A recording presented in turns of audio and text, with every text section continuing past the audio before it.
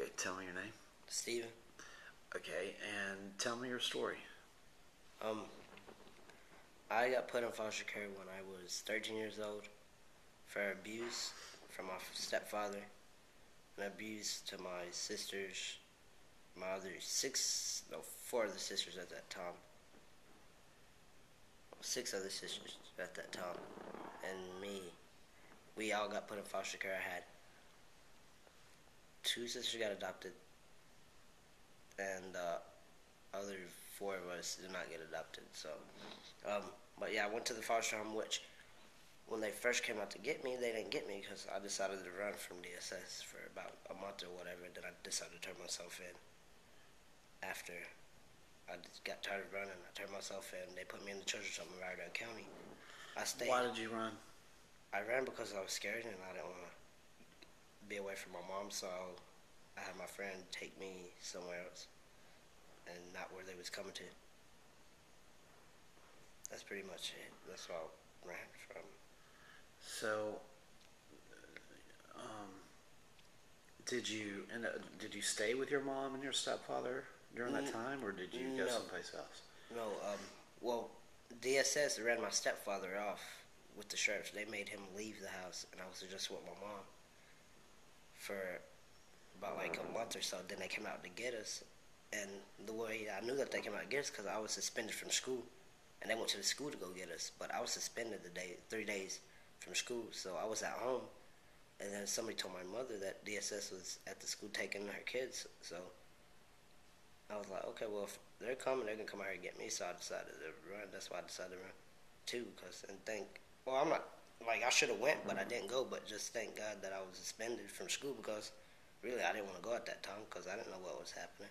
I knew it was going to happen eventually. So you guys were split up? Yes. The family, the siblings? Yes, we all was split up. I had my two younger sisters that was my stepdad's kids. They was living together. They was still young. They was around like 8 or 7. And then me, my oldest sister, and my two youngest sister was split up. I went to the children's home in Rydell County, and my other sisters, I don't know where they went to. So what was the first day like in foster care? What was going through your head? Well, it was fun when they took me shopping. And then when I got there, I just started thinking, like, is this happening? And then I guess it was happening. So I decided, went up to my room. I stayed up there for like a day or so. And I was just crying. I was like, why is this happening to me? Why is this happening to my sisters and everything? But can you tell me what kind of abuse happened with your stepfather? My stepdad, he burnt me with plastic. I got a scar on my face.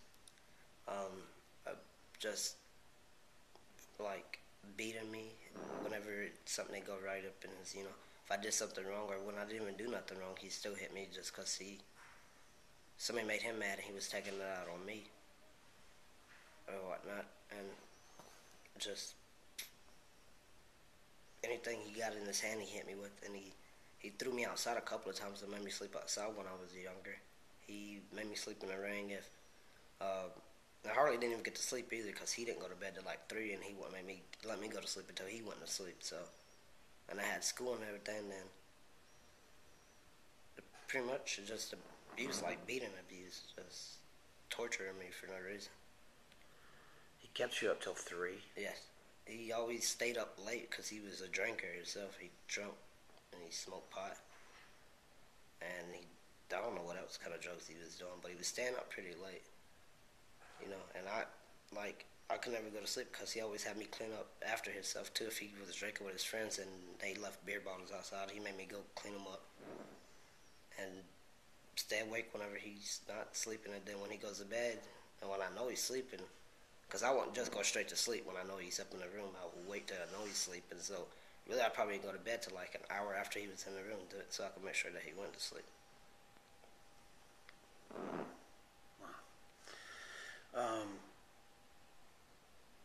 So when you aged out, you were 18, right? Yes.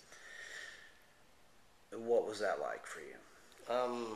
It was good there for a minute because I was getting these checks, I guess. I still had money and a system in the account for this program called, it's a links program, and I had money in there. But it was good. I was paying my rent wherever I was staying at. I was giving people, my mom my rent money because I was staying with my mom, and then I decided to move to Charlotte, and I was paying rent down there for with my other sister. Then I decided to move back. I was still having money, so that shit was pretty good. But now it's just, I don't have anything now. Like, it's just, it just flew away, or I wasted it or whatnot. Yeah. When you were in foster care, was there anybody that cared about you? Yeah, there was a lot of people that cared about me. I had the group home people, the staff members that worked there, the social Was there one workers. person that made a difference for you? To be honest, it'd probably be the director, Miss Brenda, of the group home. She really, I don't know, she was just, every time I had problems or something happened and I got in trouble in school, she was the one, over there defending me because she was the director. Sometimes my social worker couldn't be there, but Miss Brenda was probably there more than my social workers that I had, because I really didn't have the same one. I had different social workers all out through foster care. I guess that's how it works. But yeah, Miss Brenda was there pretty much every time I got in trouble. She defended me. I had a kid that was talk about my height and just talk about how short I was, and Miss Brenda, she defended me and went to the school and was like, it's not right for this kid to be doing this. Pretty much she said her son, because she looked at all of us as like we was her kids, because she was directing the place and she was like the boss. So when I was living there, now I don't know how it is, but How did that make you feel? how did what make me feel? The way Miss Brenda was? Yeah. It made me feel good, actually. It made me happy. It made me where I was more comfortable in the group home. I wasn't so shy, which I was probably never shy but in 2 days, but it just made me open more. It made me more outgoing and who I am and who I was, which I'm not a different person than who I was back then to now. But it just opened me up more, and I'm just more Happy. loose. Yeah, more happy than I was, yeah. Yeah. Who inspired you outside of your realm? Like, who was a hero to you, or is a hero to you? My hero outside of the group, Or inside? outside or inside? Inside would probably be Mr. Chris. He was a staff member. He always worked out with us. He took us to the YMCA, and he helped us. He played basketball. He was like a father figure somewhat, because my dad died when I was 13, around the time I got taken away. They got put in foster care, so I really didn't have a father because I didn't live with him or a dad. But I know who he was, and I know who my father is. But yeah, Mr. Chris, he was probably the one that was my hero, because he played sports with me, and I like sports. I like any sports I watch. He was a big sports person. He worked out. I like working out, and he was just there and just being. I told him one day he was like a father figure, and he was like, "No, I'm not. He's just a hardcore dude," saying no, he wasn't, but he knew that he was. Yeah. Yeah. Yeah, that's cool. So, what are some of your struggles now that you've aged out? Like right now in your life? Right now, What are it's you dealing with? probably looking for a place to stay. I have a place to stay, but like looking for my own place. I'm getting tired of moving from place to place. Job situation right now is probably a job situation, money situation. I'm having problems with that. That's pretty much it. Just because if you don't have them two things, then you really don't have anything. In my opinion, you don't have anything. Because you need a job to buy food and money. Well, you need a job to make money to get your food, pay your rent or whatever. Yeah. And it's all around money. To get a house, you gotta have money to get a house or an apartment or whatnot. Yeah. So, Where do you see your life heading? If you can look down the road 10, 20 years. actually, my life ain't in a hole, like a deep hole where I need, yeah, with money situation and a house, yeah. But I can easily get a job, not easily, but I can go fill out application and get a job and save my money and be ready to go in about 2 or 3 months and be able to get my own place and keep a steady job and have food and everything. So it's not really that far. Like, I'm not really that behind on my life where I've done destroyed it and really just about to give up, because I'm not. That's not me. And people think I am because I'm probably playing around, but I'm not going to give up because I'm young. I still got a long life to live, hopefully. Yeah. And So right now your struggle is transportation. transportation, pretty much transportation, and that's all. Cause yeah, I need transportation to get to the job site and stuff. So Yeah. Are there any government services that are helping you? see, and that's the thing. I when I was little, when I was like 3, I used to get a social security, like not a survivor's benefit check, like, cause I guess they called me being short, disabled, and I could get a check for that.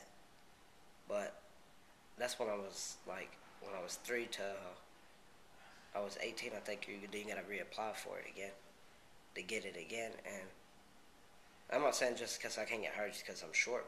Maybe that's the reason. But yeah, I did try to reapply and they denied me. But I just reapplied again, and hopefully they don't allow me this time.